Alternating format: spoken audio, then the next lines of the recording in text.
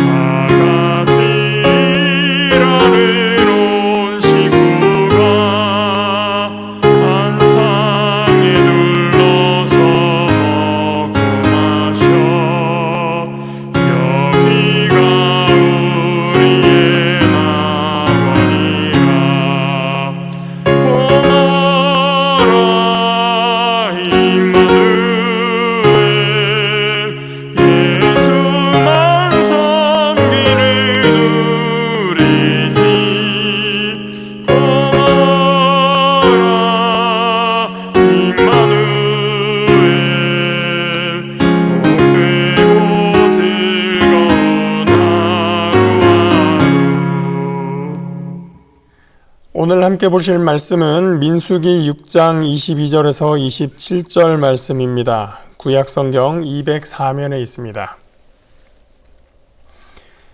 구약성경 204페이지 민수기 6장 22절에서 27절 말씀입니다.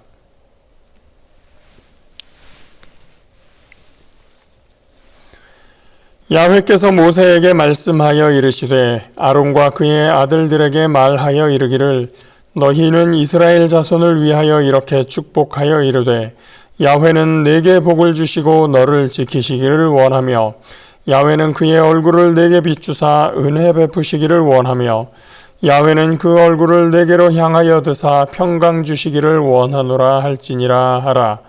그들은 이같이 내 이름으로 이스라엘 자손에게 축복할지니 내가 그들에게 복을 주리라. 아멘. 할렐루야. 설 명절을 이렇게 예배로 시작하는 성도 여러분을 주님의 이름으로 축복합니다.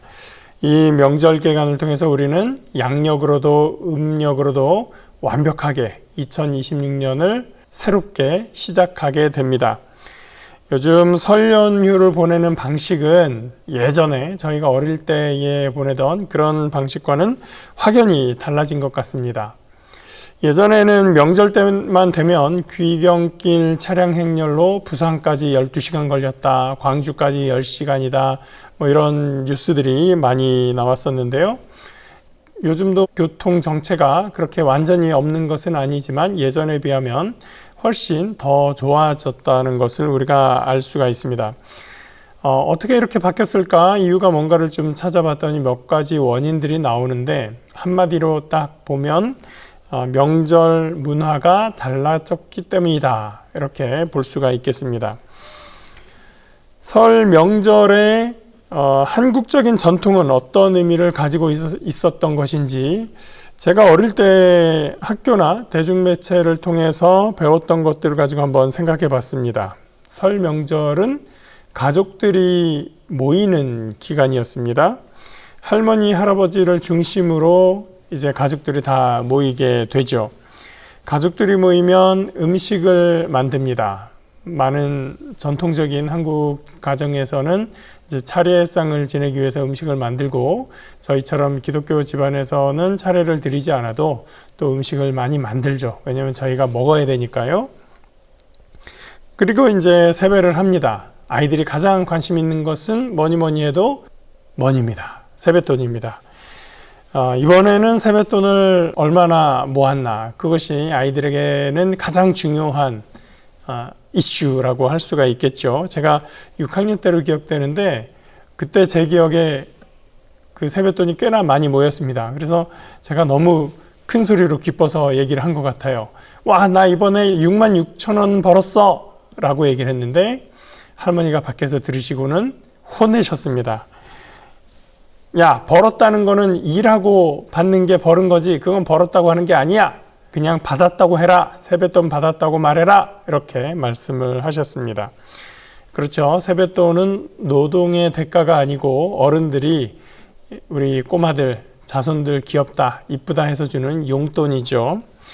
TV에서는 이런 아이들을 가르치기 위해서 예전에는 세뱃돈 돈으로 주는 대신에 고구마나 감자 같은 것을 주기도 했다, 이런 내용들을 많이 방영을 해주고 했었는데요.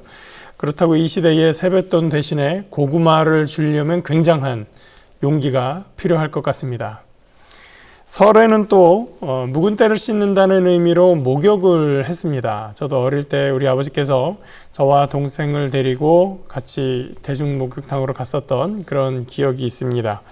요즘에야 매일 아침 저녁으로 샤워하는 그런 샤워 문화가 있지만 예전에는 그러지 않았었던 그런 그 문화, 상황적인 차이도 있었을 것입니다.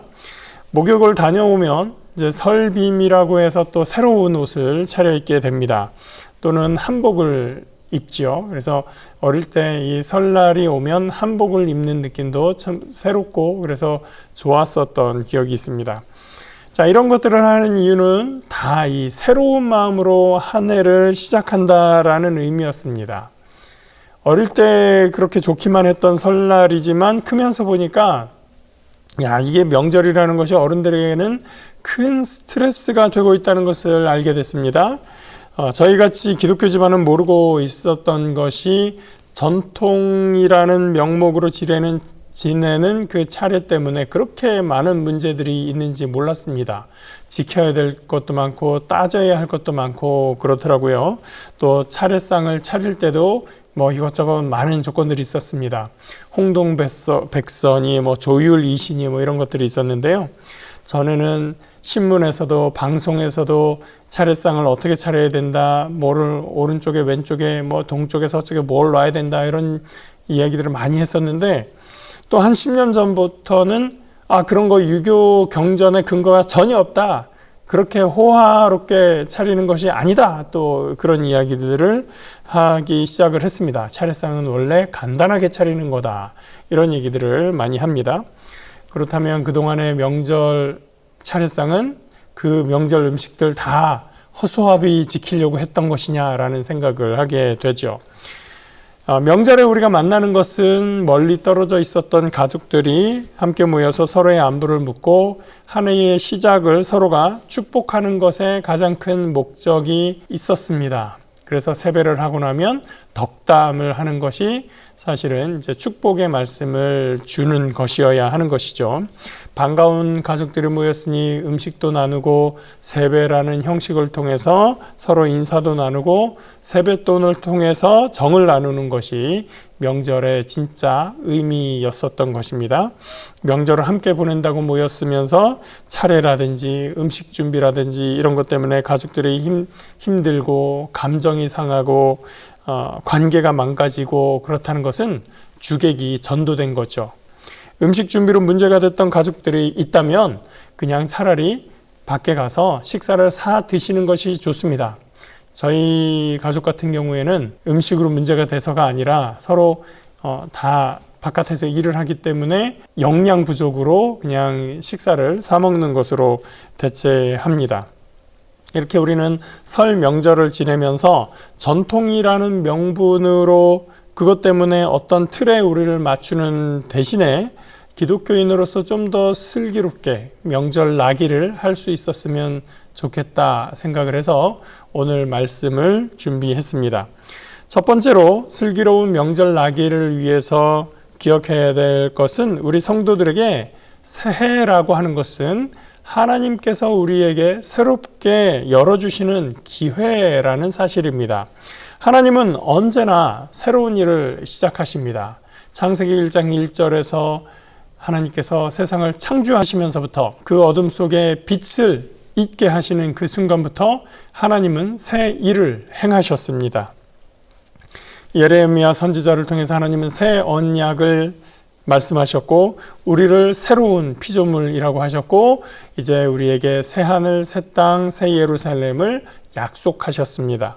그러므로 새해라고 하는 것은 일반 사람들에게는 달력이 시작하는 첫날이겠지만 우리에게는 하나님께서 우리로 하여금 새로운 날을 시작하게끔 하신 새로운 기회다라고 하는 것입니다. 그래서 우리에게는 하나님께서 주신 새로운 출발이 되는 것이죠. 따라서 새해는 내가 뭔가를 결단하고 결심하는 시간보다는 하나님께서 나를 새롭게 격려하시고 새롭게 일으키시는 시간이라고 하는 것을 꼭 기억해 주시기를 주님의 이름으로 부탁드립니다. 두 번째로 설 명절이 우리에게 주는 의미는 무엇인가? 화평과 안식이 있는 시간이라고 하는 점입니다. 명절 연휴가 3일씩 있는 이유는 귀성길, 귀경길 이 기간 동안에 좀 쉴 수 있게 하려고 그런 여유 있는 날짜들을 허락했던 것입니다. 그 기간에 우리가 명절용 음식 때문에 분주하고 바쁘고 스트레스를 받는 바람에 명절만 지나면 마음 다치고 또 지치고 힘들다면 이 명절은 우리 가족들을 위한 명절이 될 수가 없습니다. 기독교 가정이라면 더더욱 이 기간이 서로 화목하고 불편한 마음이 있었더라도 이 기간에는 풀어지고 또 서로 쉴 수 있는 시간이어야 됩니다. 괜히 이 시간에 만나는 것이 힘들고 일이 되고 그렇다면 슬기로운 명절나기 방법은 아닙니다. 가족 간의 화평과 안식이 만들어지기 위해서는 우리는 서로를 있는 그대로 용납할 수 있어야 됩니다. 우리가 가깝기 때문에 더 막대하는 습관이 있는데 그렇지 않습니다. 가깝기 때문에 더 존중하고 더 용납해 줘야 됩니다. 에베소서 4장 2절 말씀은 교회에 권면합니다. 모든 겸손과 온유로 하고 오래 참음으로 사랑 가운데서 서로 용납하라. 우리는 이런 말씀들을 볼 때 이런 말씀을 교회 안에서 성도들에게 혹은 교회 바깥을 향해서 다른 사람들에게 이런 말씀을 실천해야 된다라고 생각하기 쉽습니다. 그런데 사실은 이런 성경의 모든 말씀은 가장 가까운 사람에게, 가족에게 먼저 실행할 수 있어야 합니다. 사랑 가운데서 용납하라 라고 말씀하고 계세요. 우리가 이웃을 사랑한다고 하지만 사랑할 가장 가까운 이웃, 가장 내 몸 말고 가장 가까운 존재는 내 가족입니다. 내 가족을 가장 먼저 용납해야 되는 것이죠. 온유하고 서로 겸손하고 그래서 서로 용납해 줘야 됩니다. 용납함의 가장 기본은 무엇입니까? 있는 그대로를 그대로 인정해 주는 것입니다. 그대로 받아들여 주는 것이죠. 온유함으로 대하고 사랑 가운데 용납하시기 바랍니다. 그러면 이 명절이 평화롭고 또 안식할 수 있습니다. 그리고 일을 하고 있다면 누가 일을 더 많이 하고 있는지, 그래서 누가 쉬지 못하고 있는지를 살펴보시기 바랍니다. 한두 사람에게만 일이 몰려가고 있다면 가끔씩 그 사람들이 쉴 수 있게 해줘야 됩니다. 그게 지혜이고, 그렇게 함으로써 우리는 이 명절을 슬기롭게 보낼 수 있습니다. 서로를 용납하고 아끼는 것은 말로써 표현됩니다. 슬기로운 명절 나기를 위해서 마지막으로, 그리고 꼭 기억하기 바라는 것은 이 기간이 우리의 축복의 말을 전하는 기간이라는 사실입니다. 오늘 본문을 보면 하나님께서 모세를 통해서 아론과 그 아들들에게 명령하시는 내용입니다. 아론은 출애굽 백성의 대제사장이었고 그 아들들이 이 대제사장 직분을 이어받게 되어 있습니다. 이들은 대속죄일 같은 이스라엘 백성들의 연례 절기 행사에서 하나님이 가르쳐 주신 말씀으로 백성들을 축복합니다. 이스라엘 절기가 우리 명절과 똑같지는 않지만 절기 행사에 모인 백성들에게 하는 축복의 말씀이기 때문에 우리 설날 명절에도 적용할 수 있는 말씀입니다. 아론이 해야 되는 축복의 말씀은 24절부터 나오는데요. 다시 한번 보겠습니다. 야훼는 내게 복을 주시고 너를 지키시기를 원하며, 야훼는 그의 얼굴을 내게 비추사 은혜 베푸시기를 원하며, 야훼는 그 얼굴을 내게로 향하여 드사 평강 주시기를 원하노라. 하나님의 보호, 하나님의 은혜, 하나님의 평강, 이 세 가지를 구하는 축복의 말씀입니다. 바로 이 세 가지는 이 설 명절에 우리가 가족들 서로에게 축복하고자 하는데 가장 좋은 내용이기도 하고 우리가 가장 바라는 것이기도 합니다. 하나님의 보호, 하나님의 은혜, 하나님의 평강. 그리고 27절을 보시면 하나님께서 그들은 이같이 내 이름으로 이스라엘 자손에게 축복할지니 내가 그들에게 복을 주리라. 아론이 이스라엘 자손을 축복하는 그 말대로 하나님께서 축복하시겠다고 말씀하셨습니다. 제가 좀 전에 어른들의 명절 스트레스에 대해서 말씀드렸지만 이 명절에 어른들만 스트레스가 있는 것은 아닙니다. 우리 아이들도 자녀들도 명절이 스트레스가 되기도 합니다. 어른들을 만나고 세뱃돈을 받는 것은 좋은 일이지만 이 어른들과 마주치는 것이 불편하게 느껴지는 경우도 있는 것이 사실이기 때문입니다. 명절 때마다 이제는 여러 번 들으셔서 아마 익숙하실 수도 있는데요. 명절 때 어른들이 아이들에게, 조카들에게, 또 손주들에게 묻는 이 질문들이 때로는 잔소리가 되는 경우가 많다는 얘기죠. 이번에 대학은 어떻게 됐니? 취업은 잘 됐니? 또 뭐 회사 다닌다고 하면 연봉은 얼마나 되니? 이직한다 그러더니 어떻게 잘 됐니? 뭐 남자친구 있니? 여자친구 있니? 너희들은 결혼은 언제 하니? 결혼한 친구들은 애는 안 갔니? 뭐 이런 내용들입니다. 또 뭐 거기다가 뭐 살이 쪘네, 많이 쪘네, 올해는 좀 빼야겠네, 뭐 이런 얘기까지 하면 진짜 스트레스가 되지 않을 수가 없습니다.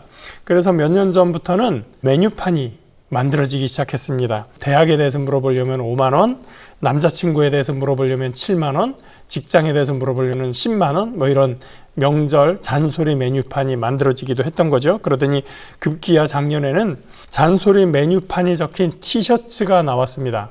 제가 찾아보니까 올해도 계속해서 팔고 있더라고요. 제가 어른이 되어서 생각을 해보니 어른들이 묻는 그 질문들은 사실 다 관심과 애정이 있어서 하는 말입니다. 궁금하고 또 잘 됐으면 바라는 마음이 있어서 묻는 것이죠.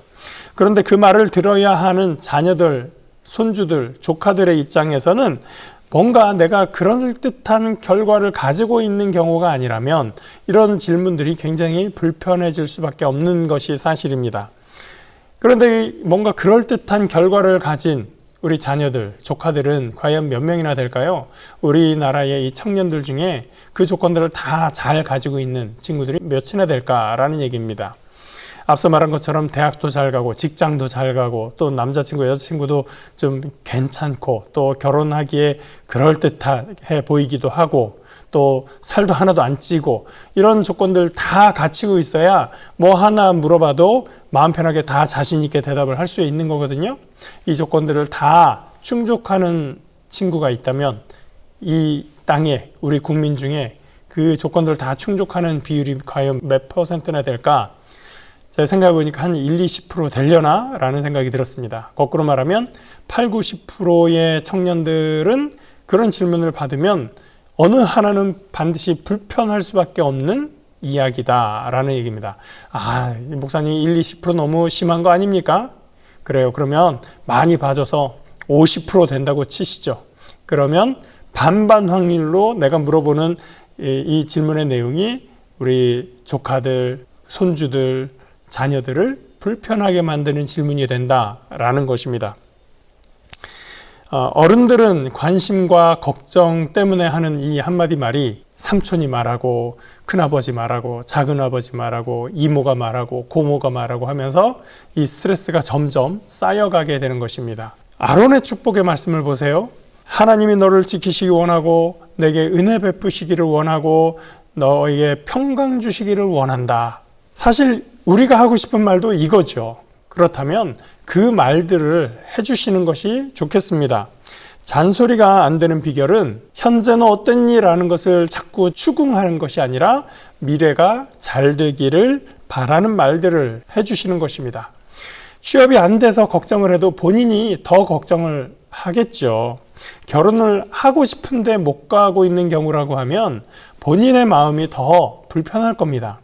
결혼이 아예 생각이 없는 친구 같으면은 부모님이 말을 해도 안 들었을 것이고 부모 대신에 오랜만에 만난 사람이 대신 말해준다고 해서 그 얘기 듣고서 그 순간에 마음을 고쳐먹지 않을 것입니다. 그런 말들로 불편하게 하는 대신에 그냥 축복의 말을 전해주는 것이 더 어른스러운 모습의 말씀들이 될 것입니다. 말씀을 정리하겠습니다. 설 명절은 하나님께서 우리에게 새로운 마음을 가지고 출발하게 하신 기회의 시간입니다. 그리고 이 기간은 하나님께서 주시는 평안과 안식을 우리가 누릴 수 있는, 우리 가족들과 함께 누릴 수 있는 시간입니다. 그 평안과 안식은 우리 스스로 용납하고 사랑해 주어야만 이루어질 수 있습니다. 그 사랑과 용납은 우리의 말로써 표현이 됩니다. 그 말이 잔소리가 되지 않고 축복의 말을 전하는 기회로 만드시기를 바랍니다. 그렇게 할 때 이 명절을 우리는 슬기롭게 보낼 수 있으리라 믿습니다. 그래서 이 명절 동안 참 위로가 되었다. 참 평안이 우리에게 있었다. 참 감사한 기간이었다. 그렇게 슬기로운 명절나기를 하는 좋은 기회를 삼는 저와 여러분 되시기를 주님의 이름으로 축복합니다. 기도하겠습니다. 좋으신 하나님 감사합니다. 우리에게 이 설 명절이라고 하는 좋은 시간을 허락해 주신 것을 감사합니다. 이 시간이 하나님께서 우리를 새롭게 하시며 새롭게 출발하게 하신 기회인 것을 잘 기억하게 하시고 이 기간이 나와 우리 가족들에게 평안과 위로와 안식이 있는 시간이 되게 하여 주시며 또한 이 시간 서로가 서로를 위로하고 격려하고 축복해 주는 시간이 될 수 있게 인도해 주시옵소서. 그래서 이 시간을 지나고 났을 때 참 복된 시간이었구나, 참 감사한 시간이었구나, 우리 어른들 때문에 참 감사하다, 우리 조카 자녀들 때문에 참 감사하다라고 하는 귀한 은혜의 시간이 될 수 있도록 인도해 주시옵소서. 그래서 우리 모두가 이 한 해를 참으로 은혜 가운데 하나님의 보호하심을 경험하며 하나님의 지키심을 체험하는 귀한 한 해가 되기를 주님께서 인도하여 주시옵소서. 함께 해주심을 감사하옵고 예수 그리스도 이름으로 기도합니다. 아멘. 주기도문으로 마치겠습니다. 하늘에 계신 우리 아버지여, 이름이 거룩히 여김을 받으시오며 나라가 임하시오며 뜻이 하늘에서 이루어진 것 같이 땅에서도 이루어지이다. 오늘 우리에게 일용할 양식을 주시옵고 우리가 우리에게 죄 지은 자를 사하여 준 것 같이 우리 죄를 사하여 주시옵고 우리를 시험에 들게 하지 마시옵고 다만 악에서 구하시옵소서. 나라와 권세와 영광이 아버지께 영원히 있사옵나이다. 아멘.